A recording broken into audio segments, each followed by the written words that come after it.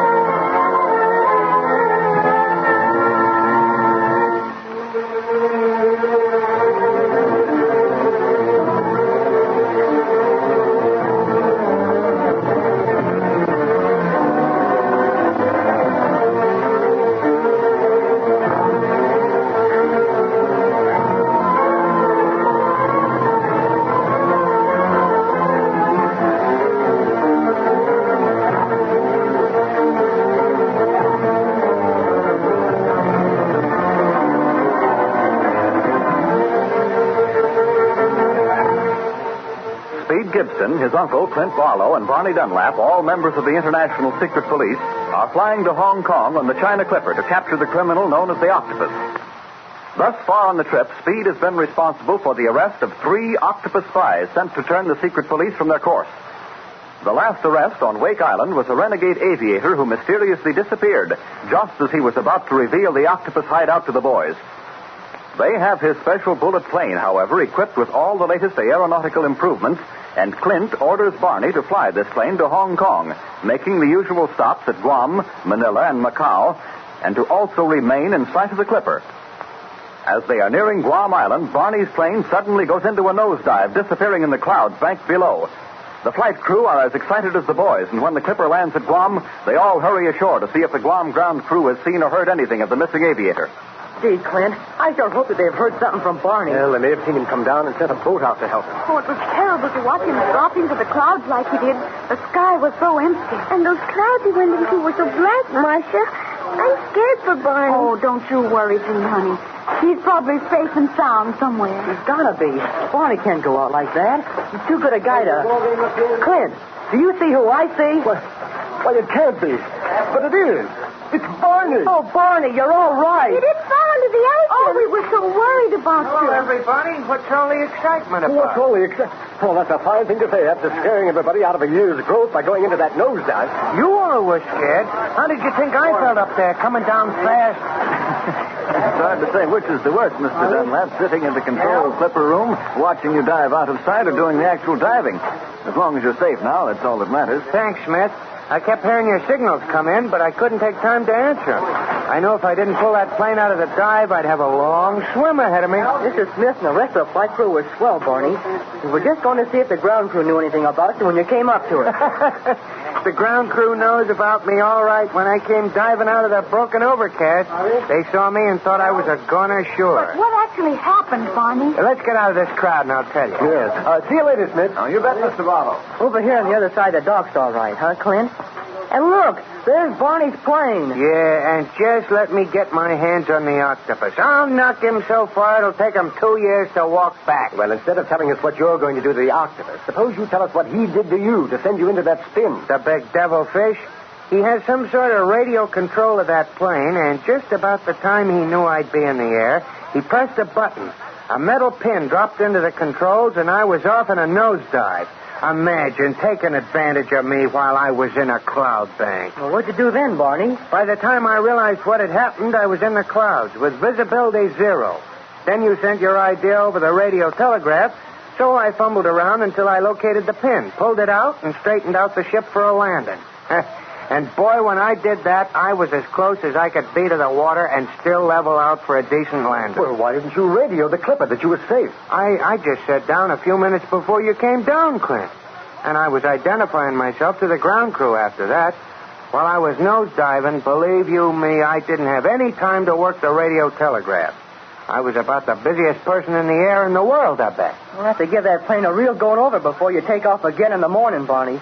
No telling what else the octopus has under radio control. You tell him, kid. I don't want a wing to fall off between here and Manila. Well, right now we'd better go on to the inn and see where our rooms are going to be. I think you and Jean could use a little rest and quiet, don't you, Marcia? Oh, we're not at all tired, Clint. We were worried about Barney, of course, but now that he's safe, why, we're going to enjoy ourselves. Guam is beautiful. I should say so. Just like the islands you read about in books.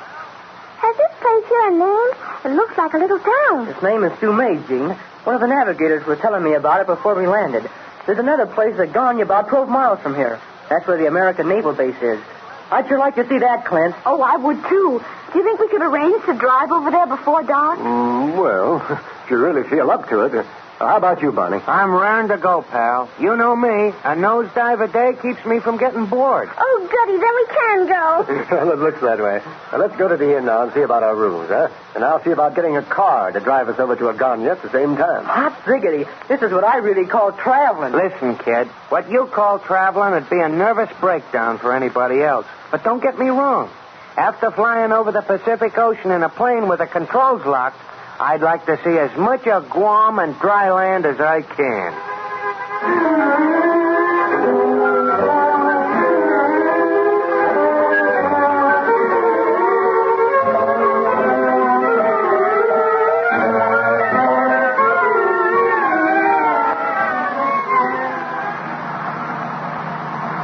Look at those funny grass houses standing on top of those stilts, Speed. Uh-huh. Native huts. You know, Guam is so different from almost every place else.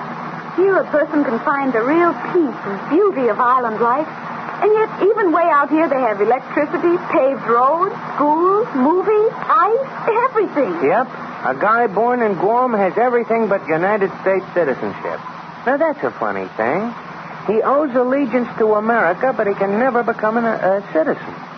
When is an American citizen not an American citizen? When he's born in Guam.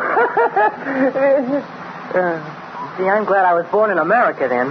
The other's almost like being a man without a country. Oh, no, Speed. Guam is a naval base now, as you know. Every man here, aside from the Clipper ground crew, is a naval man with an official job, from the governor to the street sweeper. The people here are citizens of Guam, but since Guam is not a country, but a part of the United States, none of them, courts or Congress, has any real legal standing, since the governor, who is all-powerful here, could do away with one or all of them if he wanted to. Sounds awfully mixed up to me, Clint. Well, it's mixed up to most people, Jane. I'd advise you to admire the island itself and not try to fathom its political standing. Weren't we rather lucky to get a car, Clint? In a way. There are only a few on the island, but the Clipper people do everything possible to make their passengers happy. And hence, the car. Hey, Speed, what are you looking so glum about? I wasn't looking glum. I was thinking. Oh, so that's what you call it. Kind of unusual, ain't it? I hope not, Barney. Hey, do you think that the native driving this car isn't an American citizen? Well, in spite of the fact that your question met itself coming back, Speed, he isn't. I was thinking something else, too. Barney, has the octopus plane got a direction finder on it? Yeah. What's a direction finder, Speed? Oh, it's a jigger shaped something like a little hoop, Gene. It's attached to a dial on the instrument board.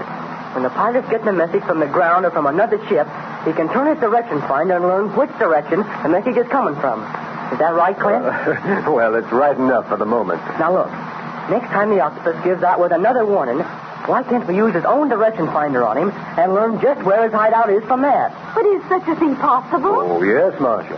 But several things must be done before a location can be accurately found. Now, for one thing, we need 2 direction finders. One from Barney's ship, and then one from another point. Say a ship 100 or 200 miles away from us. And then when the message came through, they could both line the direction from where it came. And where the lines crossed, there would be the octopus. That sounds simple enough. Ain't as simple as it sounds, though. We're still too far away from Hong Kong to be able to locate the exact spot of his hideout. Once we get to China, though, it'll be a different story, providing he starts broadcasting again. Gee, I bet he won't. I can almost guarantee that he won't. This man's a genius, Marcia. We happen to know that he's experimenting in shortwave radio. Has accomplished some astounding things, though knowing about the direction finders, he certainly wouldn't risk broadcasting to it once we're near enough China to check his station. But there must be some way of beating him at his own game, Clint. There is a way, Marcia. We don't know what it is yet, but that's why we're going to Hong Kong. Every criminal, no matter how clever he is, makes one mistake. If the octopus hasn't made his yet, he will. And that's how we're going to catch him. This is a spooky place, isn't it? The trees hang way over the road in through here. Yeah, I could find more cheerful spots on Guam myself than this, and I just landed. Oh, my goodness. Where's a blowout? We have to fly almost 6,500 miles to have a tire blowout. Sorry, Mr. Barlow. I will repair the tire immediately. All right, driver. I hope it won't hold us up too long. Oh, not at all. I have a spare tire which will replace the bad one. I wonder if I could help him.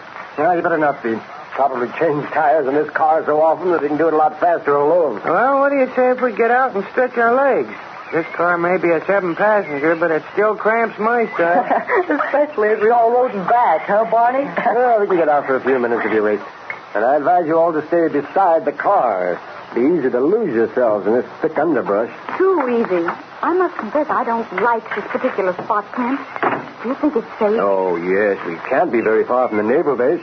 There's no danger of holdups or anything like that on this island. Unless the octopus got ideas. Oh, now pipe down, Barney. He's up to enough mischief without you building up trouble with your imagination. But even the birds aren't making as much noise, Barney. They sound like they don't like this place either. Oh, they're just getting ready for bed, Gene. These trees and bushes shut out the sun. Hey, behind you. Oh, that man appeared so suddenly.